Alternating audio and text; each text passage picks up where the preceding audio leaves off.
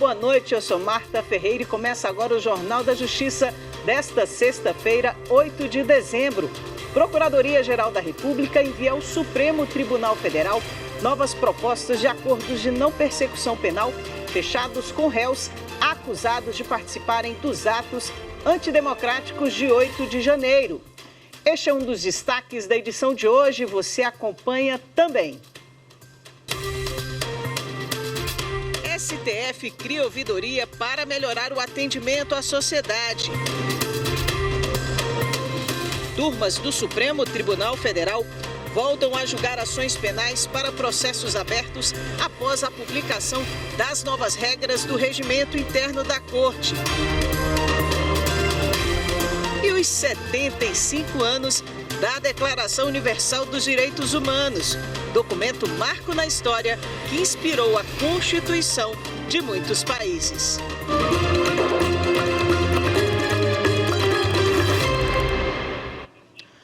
A Procuradoria-Geral da República enviou hoje ao Supremo Tribunal Federal 13 novas propostas de acordo de não persecução penal fechado com réus acusados de participarem dos atos antidemocráticos de 8 de janeiro. Esse acordo consiste numa série de condições a serem cumpridas pelos investigados para, ao fim, ter o arquivamento da ação e decretação de extinção da punibilidade. Vamos saber mais detalhes com Cristina Marques. Para fechar o acordo, os 13 réus concordaram em confessar os crimes de incitação e organização criminosa, pagar multas de 5 a 20 mil reais, calculadas de acordo com a realidade financeira de cada réu, prestar 300 horas de serviços à comunidade, participar de cursos sobre democracia e deixar de manter contas em redes sociais abertas. Ao todo, 28 termos já foram enviados ao STF para homologação. 93 minutas foram encaminhadas às defesas para apreciação e manifestação. E outros 126 casos estão sendo analisados pela Secretaria de Perícia, Pesquisa e Análise do Ministério Público, que é o órgão que analisa a vida pregressa dos réus. Começou hoje o julgamento em plenário virtual do Supremo do inquérito que apura o repasse de verbas da Odebrecht para a campanha eleitoral do senador Ciro Nogueira e do Partido Progressista entre 2010 e 2015. As acusações foram feitas pela empresa ao Ministério Público Federal em delações premiadas. Bruno Silveira tem mais detalhes. O inquérito foi protocolado no STF em 2017, após o Ministério Público Federal receber a informação da própria Odebrecht que Ciro Nogueira fazia parte de um esquema de pagamentos de propina da empresa entre 2014 e 2015. Segundo a delação premiada da construtora, o senador recebeu 6 milhões de reais em troca de apoio político na votação de medidas de interesse da empresa. Neste ano, o processo, que teve a relatoria do ministro Edson Fachin, foi finalizado e estava pronto para ser julgado. No último dia 27 de novembro, foi determinado o início do julgamento em plenário virtual nesta sexta-feira. Agora, os ministros do Supremo Tribunal Federal têm até o dia 18 para votar. As turmas do Supremo Tribunal Federal voltam a julgar ações penais. As mudanças valem apenas para processos abertos após a publicação das novas regras do regimento interno da Corte, que foram aprovadas em sessão administrativa do STF. Repórter Renato Rosa tem outras informações. A proposta foi do presidente do Supremo, ministro Luiz Roberto Barroso, e os ministros acolheram a decisão. Foi restabelecida a competência das turmas para processar e julgar ações penais contra parte das autoridades com foro no tribunal. Com as alterações no regimento interno do STF, a intenção é racionalizar a distribuição dos processos criminais e reduzir a sobrecarga do plenário. As novas regras também acabam com a figura do revisor nessas ações. A justificativa é que no processo eletrônico, todos os integrantes do tribunal têm acesso aos autos e podem examiná-los a qualquer hora. A decisão foi na sessão administrativa virtual. Originalmente, a competência para julgar ações penais era do plenário. O congestionamento da pauta em razão do mensalão, julgado entre 2007 e 2013, motivou o deslocamento para as turmas em 2014. Em 2020, quando o STF limitou o foro aos crimes de agentes públicos praticados no exercício em razão da função pública, foi restaurada a competência do plenário. Segundo o presidente do STF, o volume de casos criminais e os antidemocráticos de 8 de janeiro trouxeram de volta ao tribunal o cenário de excesso de processos e de possível lentidão na tramitação e julgamento.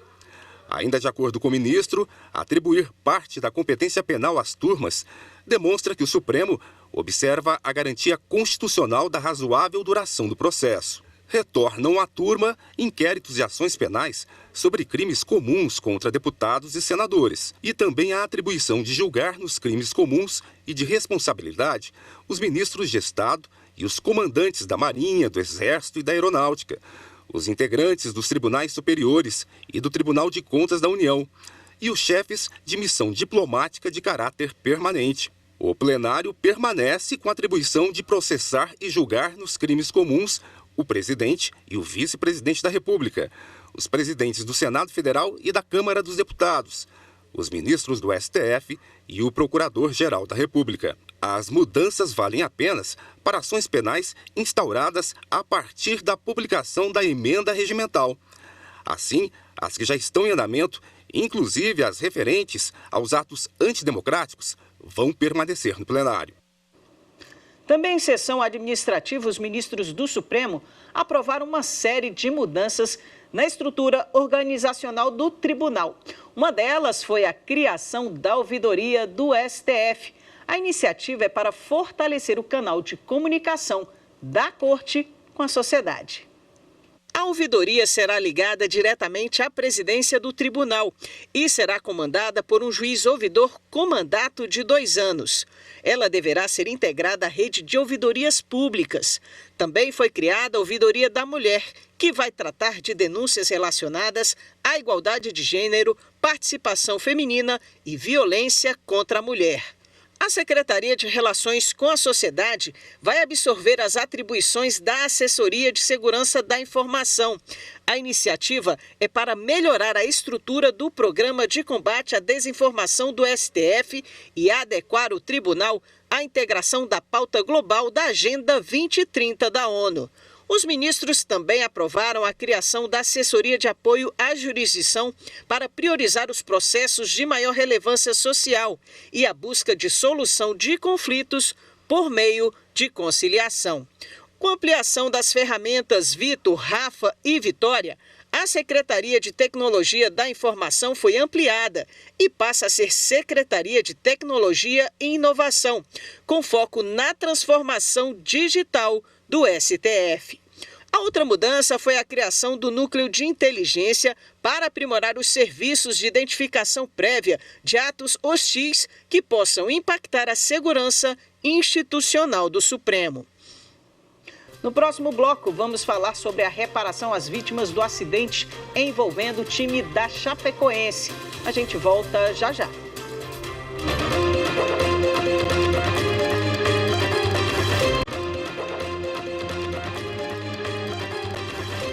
A primeira vara da Infância e da Juventude de Cuiabá e Mato Grosso realizou audiências concentradas em 7 unidades de acolhimento. A medida atende a uma recomendação do Conselho Nacional de Justiça. O objetivo é reduzir ao máximo possível o tempo de permanência de crianças e adolescentes nas instituições. A reportagem é de Fernanda Fernandes. O contato, a atenção e o carinho da magistrada foram com um dos 17 menores com idade entre 7 e 12 anos abrigados nesta instituição de acolhimento da capital durante as audiências concentradas realizadas no local.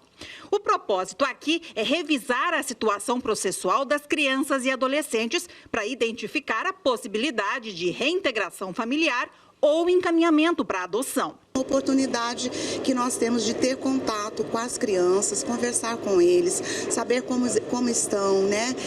Passar notícias também da sua situação jurídica, do seu processo, quais são as perspectivas de futuro e etc. Além da juíza, participam das audiências representantes do Ministério Público, Defensoria Pública, conselhos tutelares e outros membros da Rede de Proteção à Infância e Juventude. A mesma ação conjunta também está sendo promovida em outras unidades de Cuiabá, abrangendo um total de 97 crianças e adolescentes. A equipe multidisciplinar desempenha um papel fundamental na análise das condições dos acolhidos, contribuindo para a tomada de decisões que são sempre sensíveis. Serão 17 processos que serão reavaliados pela Justiça da Infância e Juventude para verificar a possibilidade de reintegração da criança na família natural ou extensa e não havendo essa possibilidade para fins de colocação em família substituta mediante adoção. Então, todos serão revisados hoje. Garantir o aprendizado, reduzir a vulnerabilidade social e melhorar a qualidade de vida dos menores acolhidos em casas-lares como essa também são questões que importam ao Judiciário. Por isso, a instituição firmou um termo de cooperação técnica com a Secretaria de Educação de Cuiabá, para que nutricionistas, pedagogos e também educadores físicos trabalhem nesses locais em tempo integral, além da criação de mini-bibliotecas.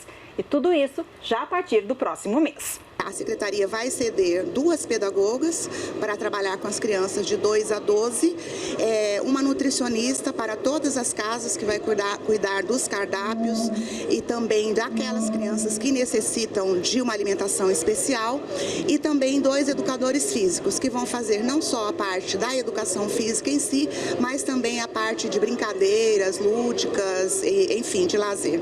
E como forma de agradecimento, os pequenos fizeram uma apresentação musical. Já é hora de acender a chama da vida e fazer até. O Ministério Público Federal recorreu ao Superior Tribunal de Justiça contra a decisão do TRF4, que considerou que o próprio tribunal não tem legitimidade para propor ação de reparação às vítimas do acidente aéreo envolvendo o time da Chapecoense. O acidente aconteceu em 2016 e chocou o país. Amanda Mustafa traz as informações. O MPF ainda pediu que o recurso seja recebido com efeito suspensivo devido à existência de risco de dano grave, de difícil ou impossível reparação em prejuízo das vítimas do acidente aéreo e seus familiares. O acidente ocorreu em novembro de 2016, matou 71 das 77 pessoas que estavam no avião que transportava jogadores, comissão técnica e dirigentes da Associação Chapecoense de Futebol, além de jornalistas e convidados para a Colômbia, onde o clube brasileiro disputaria a primeira partida da final da Copa Sul-Americana. No recurso especial, a Procuradoria Regional da República defendeu a legitimidade do MPF para propor a ação, por se tratar de direitos coletivos e envolver interesse dos filhos menores das vítimas do acidente aéreo, bem como a existência de direito individual homogêneo de relevância social. Nesse sentido, o Ministério Público Federal indicou contrariedade da decisão da Corte com a jurisprudência do STJ e do Supremo Tribunal Federal. O Juizado Especial Volante Ambiental de Cuiabá, por meio do projeto Verde Novo, distribuiu 240 mudas de 8 espécies diferentes aos visitantes da Casa Cor Mato Grosso 2023. Laura Meirelles conta como foi essa iniciativa. A Casa Cor Mato Grosso ficou ainda mais arborizada após uma ação promovida pelo projeto Verde Novo.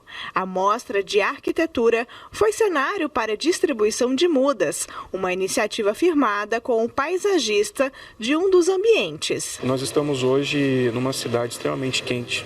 Eu sempre digo isso em todas as oportunidades. E o ar-condicionado que a gente tem para a cidade são as árvores.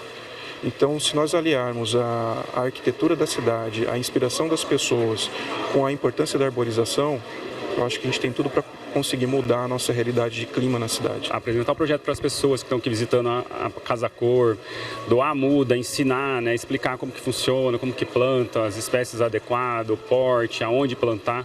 Eu acho que isso é muito válido, muito enriquecedor. Aqui, durante esta distribuição na Casa Cor Mato Grosso, 240 mudas de 8 espécies frutíferas e não frutíferas foram distribuídas à população. Olha, eu acho muito interessante, na verdade muito necessário, inclusive, esse tipo de projeto aqui em Cuiabá, porque, como a gente sabe, está tendo uma grande, a gente sente, inclusive, né, um aumento no clima, e eu inclusive desconhecia esse tipo de projeto aqui em Cuiabá, aqui em Mato Grosso. Mãe e filho também escolheram 2 mudas que serão plantadas no quintal da casa do pai de Fernando, de apenas 8 anos. E mesmo nessa idade, ele já demonstra o amor e respeito às plantas. Para mim, planta é como ser vivo. Eu vou primeiro plantar e depois eu vou deixar elas crescer para ficar gigante na casa. Pensando também na cidade como uma cidade verde, eu como arquiteta e urbanista sou totalmente a favor. Eu acho que é preciso termos mais locais sombreados, mais locais gostosos de você sentir mais o verde dentro do nosso ambiente. A seguir, vamos ver uma reportagem especial sobre os 75 anos da Declaração Universal dos Direitos Humanos. A gente volta em instantes.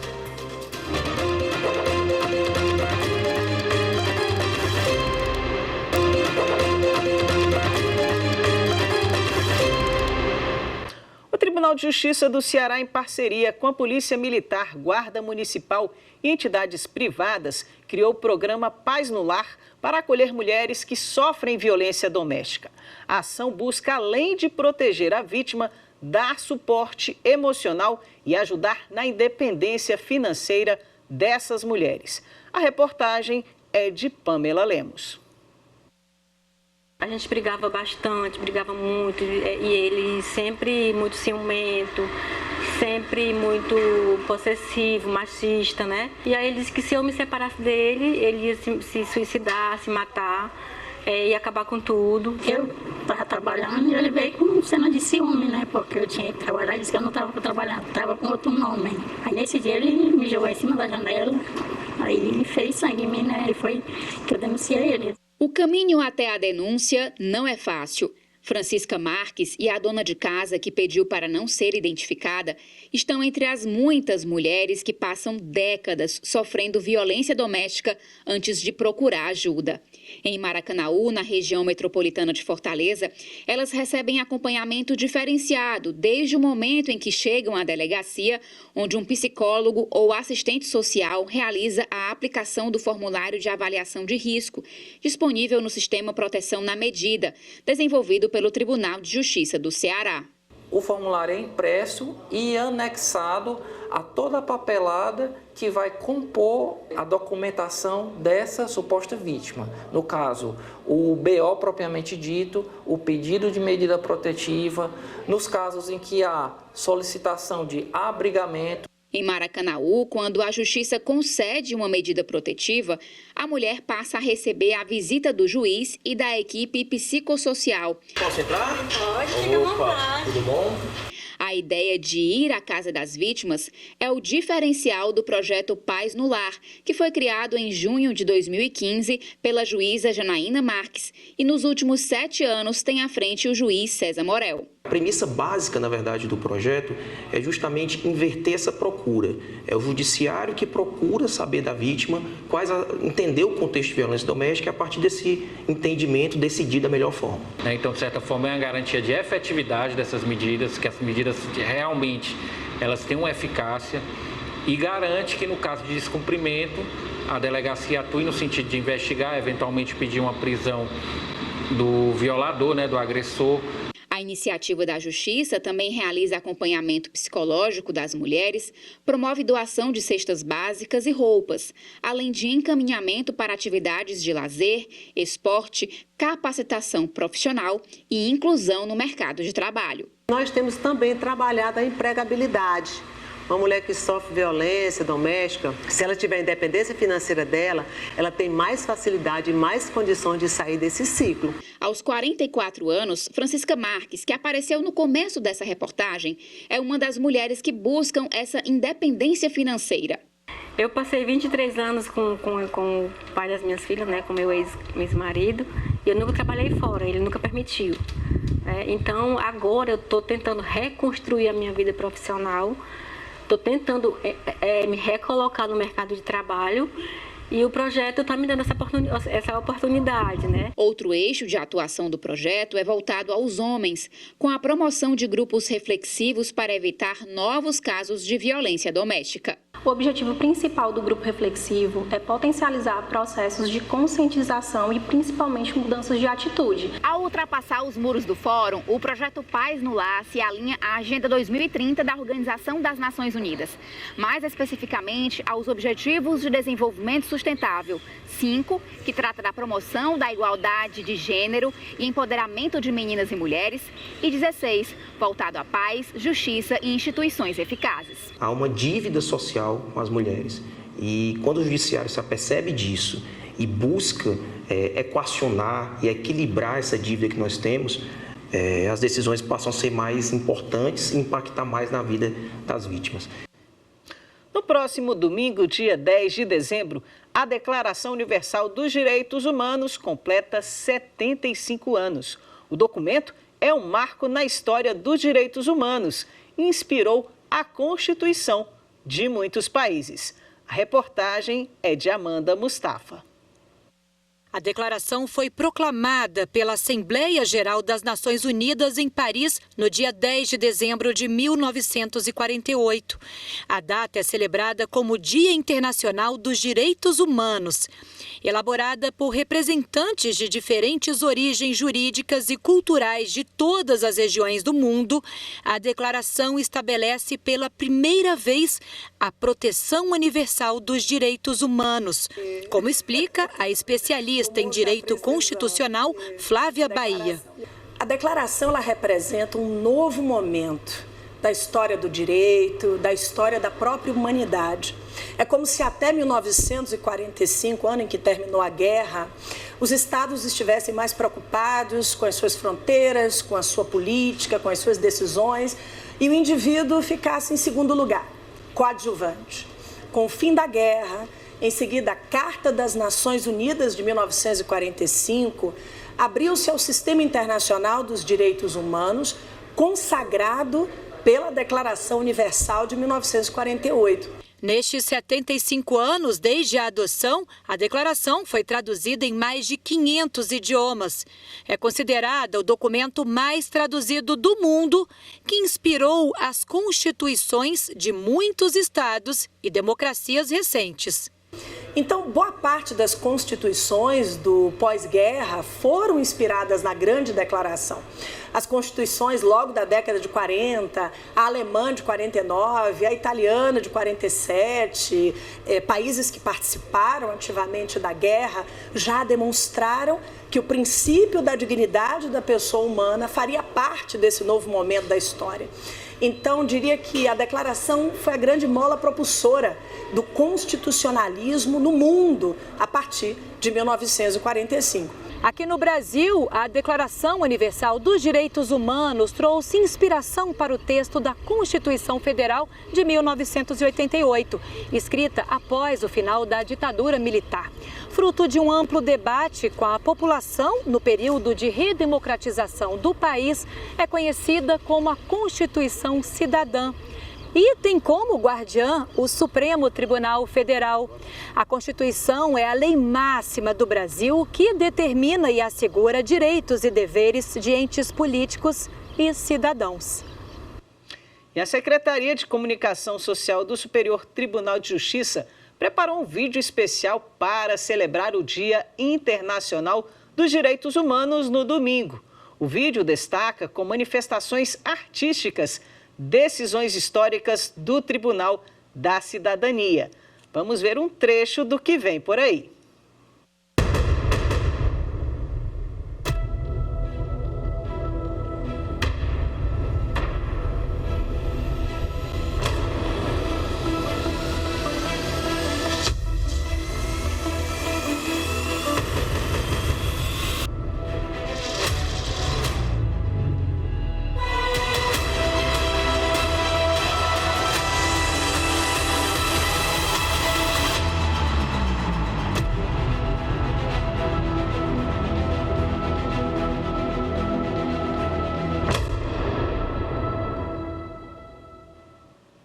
O vídeo completo você pode conferir no domingo, Dia Internacional dos Direitos Humanos, aqui na programação da TV Justiça e também no YouTube e nas outras redes sociais do STJ. Não deixe de conferir. E esta edição do Jornal da Justiça fica por aqui. A gente agradece pela companhia. Para você, uma boa noite e um ótimo fim de semana. Até